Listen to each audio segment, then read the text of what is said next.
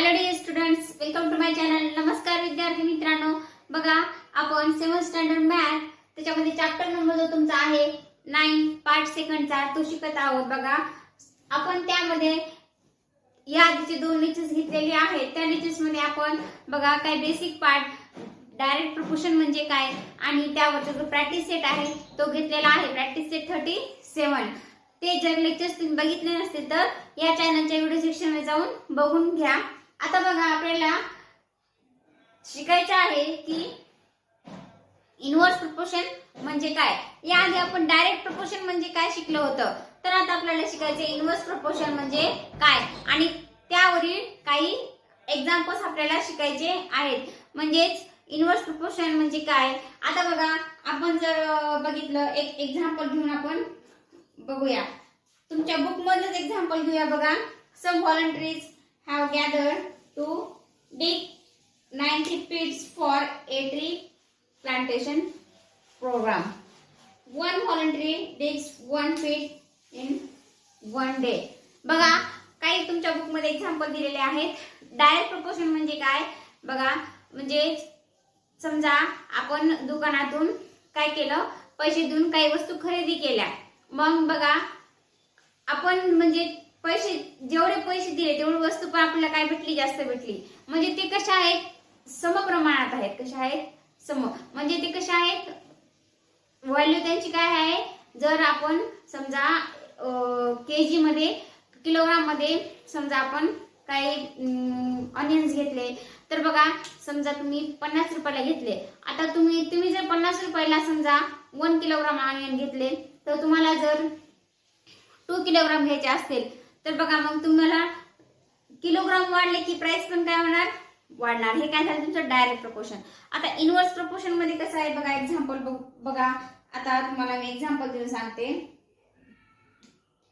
किती बघा, tree plantation करायचं आहे आणि त्यासाठी काही मुली आहेत आणि खड्डे खोदायचे आहेत. बघा किती, 90. आणि 1 volunteer digs 1 pits in 1 day. आणि म्हणजेच एका दिवसामध्ये एकच जण काय करू शकतो, एका दिवसामध्ये एक जण एकच खड्डा खोदू शकतो. तर बघा, आपण बघूया. मग if there are 15 volunteers they will take. म्हणजेच बघा, जर असं जर असेल तर तिथं जर तुम्ही बघा, म्हणजे एका दिवसामध्ये फक्त एकच व्हॉलंटियर काम करत असेल तर 15 दिवसामध्ये किती असतात. तर बघा मग कसं करणार. बघा, 90 डिवायडेड बाय 15. 90 divided by 15. म्हणजेच बघा 15 6 जा 19.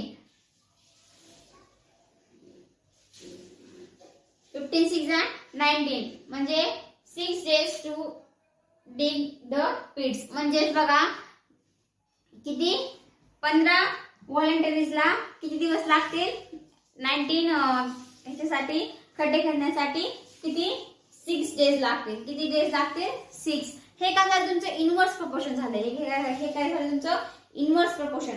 आता बघा, आपण काय करूया, एक्झाम्पलच्या थ्रू बघूया. म्हणजेच बघा, हे तुमचं थेअरी मधलं एक्झाम्पल आहे. आपण एक एक्झाम्पल बघूया. 15 workers take 8 hours to build a wall. How many hours will 12 workers need to build the same wall? म्हणजेच बघा किती वर्कर्स आहेत तिथं. बघा किती वर्कर्स आहेत, 15 वर्कर्स आहेत आणि त्यांना एक भिंत तयार करण्यासाठी किती टाइम लागत आहे. बघा 8 घंटे लागत आहेत. म्हणजे 8 hours लागत आहे. तर how many hours will 12 workers need to be same wall. तशाच प्रकारची जर भिंत तयार करायची असेल तर किती, म्हणजे 12 म्हणजे 12 वर्कर्सला किती टाइम लागेल. म्हणजे बघा, आता आपण एक्झाम्पलच्या थ्रू समजूया. बघा, जेव्हा नंबर ऑफ वर्कर्स जे आहेत ते इन्क्रीज होतात त्यावेळेस तुमचे नंबर ऑफ आवर्स काय होणार, डिक्रीज होणार. म्हणजेच बघा आपल्याला एक काम करण्यासाठी बघा आपण घरात काम करतो, काय करतो, काम वाटून घेत असतो आणि तेच जर काम सगळं आपल्या आईनंच करायचं म्हणलं तर आईला कसं असतो जास्त म्हणजे वर्कच काय झाली, आई एकटीच झाली आणि जर काम जास्त असेल तर मग तुम्हाला काय होणार, मग वेळ कसा लागणार, जास्त लागणार. पण बघा तुम्ही जर आई पप्पा भाऊ बहीण सगळेजण मिळून काम केलं घरातलं तर वर्क आवर्स कसे होतात, कमी. म्हणजे एक जण हे काम करणार, एक जण ते काम करणार, म्हणजे आवर्स कसे झाले, कमी झाले बघा. तर बघा मग जेव्हा वर्कर्स इन्क्रीज होतात त्यावेळेस आवर्स काय होणार, मग डिक्रीज होणार. हे काय तुमचं मग डायरेक्ट प्रपोर्शन इनवर्स प्रपोर्शन आहे. काय आहे, इनवर्स प्रपोर्शन आहे. हे एक्झाम्पल कशाचं आहे, मग इनवर्स प्रपोर्शनचं आहे बघा. तर बघा आपण सॉल्व्ह करून बघूया. आता सपोज एक्झाम्पल तुमचं आहे हे बघा. सपोज बघा आता किती आहे, 12 वर्कर्स आहेत आणि त्यांना किती आवर्स लागत आहे, 8 आवर्स लागत आहेत. किती आहे, नाही बघा आधी आपण काय करूया, 12 वर्कर्सला किती आवर्स लागते बघूया. Suppose 12 workers take x hours. म्हणजेच बघा आपण काय कन्सिडर केलं की 12 वर्कर्सला काय लागत आहे, x आवर्स लागत आहेत. मग बघा आता मग कशा प्रकारे माइंड करा बघा. 15 वर्कर्सला किती टाइम लागला आहे बघा, 8 आवर्स. मग बघा 15 वर्कर्स टेक 8 आवर्स. किती लागला बघा, 8 आवर्स. त्यानंतर बघा मग आपण असं लिहू शकतो का, 12 वर्कर टेक्स x आवर, 12 वर्कर्स टेक x आवर. समजलं का. मग बघा आपल्याला काय करायचं आता, इनवर्स प्रपोर्शन म्हणलं की काय येणार तुमच्या इथं, काय येणार, मल्टिप्लिकेशनची प्रोसेस येणार. काय येणार, मल्टिप्लिकेशन. मग बघा मल्टिप्लिकेशन करायचं आहे आपल्याला. त्यासाठी बघा आधी काय करावं लागेल बघा, 15 into 8 आणि 12 वर्कर्स टेक्स x घेतलेला आहे. मग बघा 12 into x is equal to 15 into 8. आपण काय केलं, अशा प्रकारे मांडणी करून घेतलेली आहे. आता हे काय झालं तुमचं कॉन्स्टंट. आता बघा मग आता हे आपण सॉल्व्ह करू शकतो. म्हणजेच बघा की हे जे आहे तुमचं आपण जे आता सॉल्व्ह केलेलं आहे ते आता 12 into x काय येणार, 12x.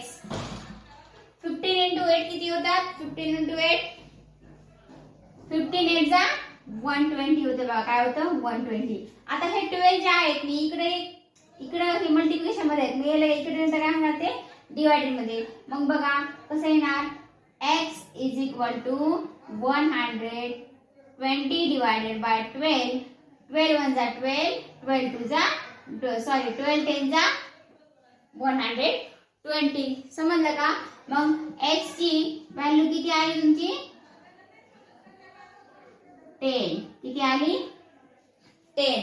मग तुम्ही खाली असं लिहायचं, 12 workers will take 10 hours to build a wall.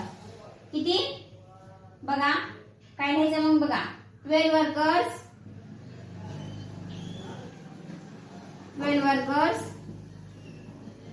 take 10 hours to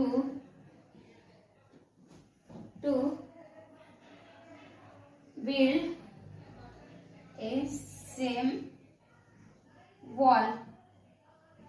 काय आहे का हार्ट, किती इझी आहे बघा, खूप सोपं आहे. फक्त तुम्हाला एकदा तुमची कन्सेप्ट क्लिअर झाली पाहिजे. समजलं का. एकदा परत एकदा सांगते बघा. तुम्हाला काय सांगितलं त्यांनी, तुम्हाला एक्झाम्पल दिलेलं आहे. 15 वर्कर्स 8 तासामध्ये काम करतात. किती, 15 वर्कर्स. आणि how many hours for 12 workers. मग त्याने सांगितले जर 15 म्हणजे 15 लोक जर 8 तासामध्ये काम करत असतील तर मग 12 लोक 8 तासामध्ये किती काम करणार, म्हणजे वर्कर्स म्हणजे कामगार, तर किती काम करणार. तर आपल्याला हे काय करायचंय, आधी ह्याची मांडणी करून घ्यायची आहे. आपण इथं करून घेतली आहे बघा. बघा अशा प्रकारे मांडणी करून घ्यायची आणि त्यानंतर बघा आपण अशा प्रकारे लिहायचं आहे 12 into x 15 into, हे काय इनव्हर्स प्रपोर्शन आहे म्हणून आपण काय घेतलेलं आहे मल्टिप्लिकेशन. इनव्हर्स प्रपोर्शन असले काय घ्यायचं मल्टिप्लिकेशन करायचं बघा. मग बघा 12x झालं आणि 15 8 120, x is equal to 120 divided by 12. किती आन्सर आहे तुमचं 10. किती आन्सर आहे तुमचं 10. समजलं का. अजून एक एक्झाम्पल तुम्हाला सांगते बघा. अजून एक एक्झाम्पल समजून घ्या नीट लक्षपूर्वक बघा, म्हणजे तुम्हाला प्रॅक्टिस सेट सॉल्व्ह करताना सोडवताना तुम्हाला अडचण येणार नाही बघा.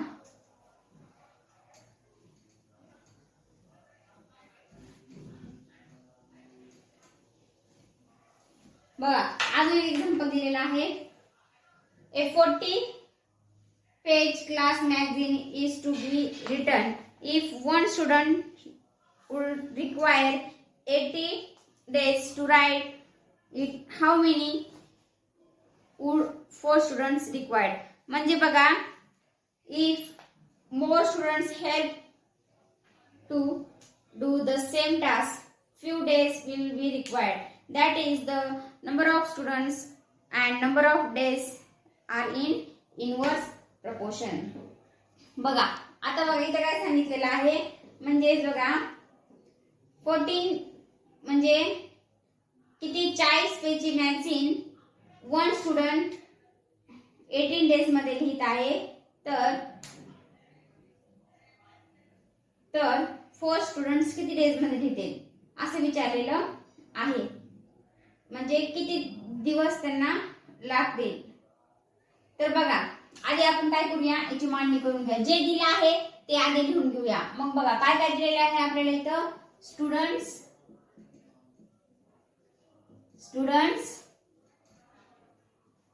आणि डेज. काय दिलेलं आहे, स्टुडंट आणि डेज. मग बघा स्टुडंट किती दिले आहे 1 आणि 4. किती आहे 1 आणि 4. डेज किती आहेत बघा, इन 80 डेज आहेत. किती डेज आहेत 80.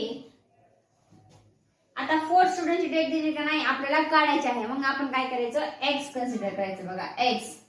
तर तुम्ही इथं असं लिहू शकता बघा, बॉक्स करून घेऊ शकता किंवा नाही, पण तुमच्या मनावर जसं तुम्हाला पटते तसं.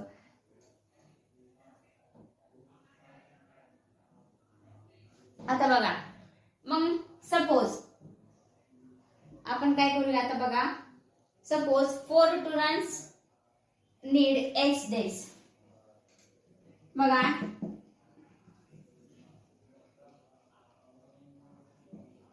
सपोज 4 स्टुडंट्स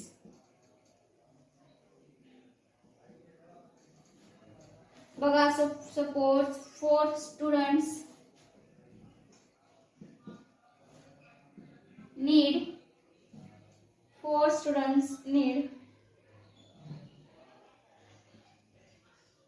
किती x डेज. बघा आपण काय घेतले तर x कन्सिडर केलेला आहे. काय कन्सिडर केलेला आहे x. तर बघा आता मग 4 into x म्हणजेच काय अशा प्रकारे आपण 4 into x गुणाकार करायचा आहे आणि 1 into 80. बघा 4 into x काय येणार 4x, काय येणार 4x आणि 1 into 80 काय येणार 80, काय येणार 80. तर बघा मग आता हे 4 जे आहेत मल्टिप्लिकेशन मध्ये मी काय करते डिवाइड मध्ये नेते. म्हणजेच बघा कसं येणार x is equal to 80 divided by 4. आलं का. मग काय येणार 4 1 जा 4 आणि 4 2 जा 8, 0 देऊन टाकला. मग x ची व्हॅल्यू किती आली, x is equal to 20. किती आली 20. मग तुम्ही लिहायचं therefore 4 students need 20 days. 4 students required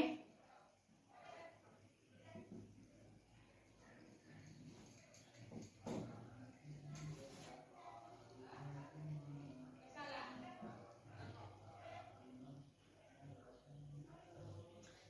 students need 20 days. 4 students needs 20 days. समजलं का? हे अशा प्रकारे तुम्हाला एक्झाम्पल सॉल्व्ह करायचे आहेत. बघा आपण आता बेसिक पार्ट बघितला. आता यानंतरच्या लेक्चर मध्ये आपल्याला काय बघायचं आहे, तर तुमचा प्रॅक्टिस सेट 38 आहे, तो आपण बघणार आहोत. कशा प्रकारे त्याच्यामध्ये एक्झाम्पल सॉल्व्ह करायचे आहेत ते बघा.